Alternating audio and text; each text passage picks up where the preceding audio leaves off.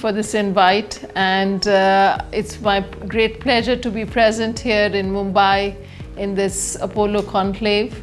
And I fully endorse the philosophy of this meeting for practicing contemporary to precision medicine, because this is a way forward to enhancing oncological outcomes, is to take it from patient tailored to disease profile and to our resource availability, the medicine which we practice.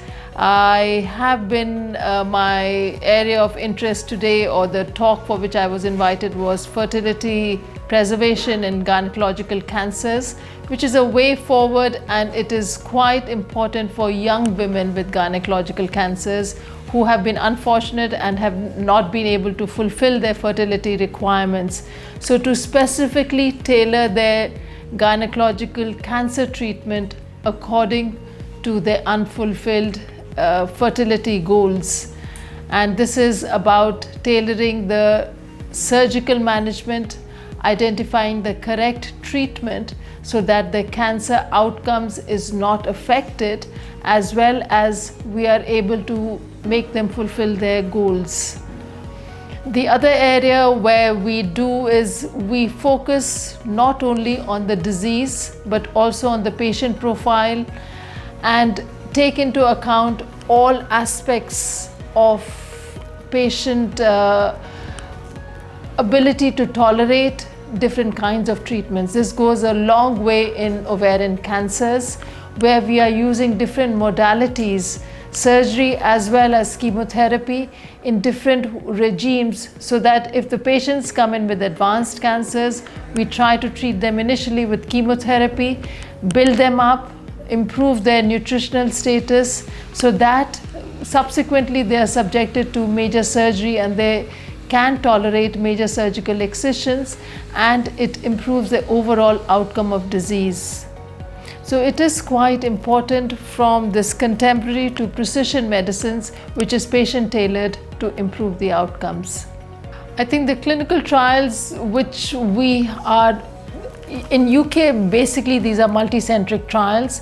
We have been doing trials on rare ovarian cancers, and one of them is mucinous ovarian cancers. These are not that common, but because they are so uncommon and they are difficult to be treated with chemotherapy, and there is a lot of histological variants which are coming across. So we are looking at factors as to which are the mucinous cancers which are to be taken, where the surgery has to be tailored according to the histological subtypes, and to be able to guide our patients through their treatments. Quite often their primary origin is not necessarily the ovary, and hence it is very important to get the histology right in these cancers so that the treatment can be tailored according to what their actual histology is. We as a center are doing this from collaborating with different centers to build up the large cohort so that we can get as much more information about these rare tumors. Second area of interest is low-grade serous ovarian cancers. These are again where the chemotherapy doesn't work very well, and there are newer modalities coming in. There are different kinds of surgeries which one can go and adopt for them to get the best outcome. These are the cancers which we see also in younger women, and hence they can have a big impact. They are different from the commonly known high-grade serous ovarian cancers, and so our interest is both low-grade and mucinous cancers, where we are conducting trials initiated from our center. Third area is recurrent ovarian cancers, where we are looking at what are the different treatment modalities which are working best, especially in the light of now newer drug treatments and maintenance therapies which the patients have been receiving, which is PARP inhibitors. And after having received these treatments and these are recurring, is surgery the way forward, and what will be the outcomes? So there's a new trial concept which we are looking at recurrent ovarian cancers after PARP inhibitor therapies. Cancer prevention goes a long way in all types of cancers. It's basically is a lifestyle medicine. We can start with cervical cancer, where I'm trying to promote HPV vaccination, which is still lacking behind. There is nearly 80% coverage of HPV vaccination at school level in the United Kingdom, but we have a big task for HPV vaccination in India. I know it's been adopted by the government in few states, but the time is very close. 2030 is what the WHO targets are, about 90% HPV vaccination coverage, and so it has to be dealt with very energetically. Secondly, which we are increasing, is because of the lifestyle changes in India, because of obesity is on the increase. Sedentary work is more, lifestyles are more adopted now.